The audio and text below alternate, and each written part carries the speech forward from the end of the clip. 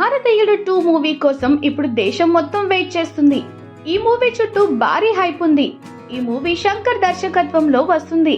Director Shankar ఏకకాలంలో కమల్ హాసన్ నటించిన Indian 2 మూవీని మరియు రామ్ చరణ్ తో గేమ్ చేంజర్ అనే 2 భారీ అంచనాల చిత్రాలకు పనిచేస్తున్నారు. అయితే భారతీయుడు 2 జూలైలో థియేటర్లలో విడుదల కానుందని కమల్ హాసన్ ఇప్పటికే వెల్లడించారు.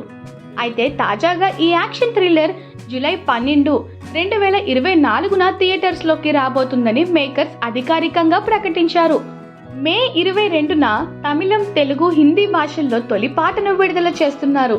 ఈ సాంగ్ తో సినిమా ప్రమోషన్స్ ను ప్రారంభిస్తున్నారు. అయితే ఇప్పుడు అందరూ గేమ్ చేంజర్ రిలీజ్ డేట్ కోసం చూస్తున్నారు. గేమ్ చేంజర్ ఇంకా 50 రోజుల షూటింగ్ మిగిలింది.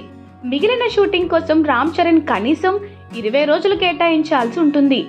భారతీయ 2 మూవీ తర్వాత కనీసం 3 నెలల తర్వాత కూడా గేమ్ చేంజర్ విడుదలకు రావచ్చు అని న్యూస్ వస్తుంది. దసరా సెలవులను లక్ష్యంగా చేసుకుని శంకర్ గేమ్ చేంజర్ విడుదల రెడీ అవుతుందని చెప్తున్నారు.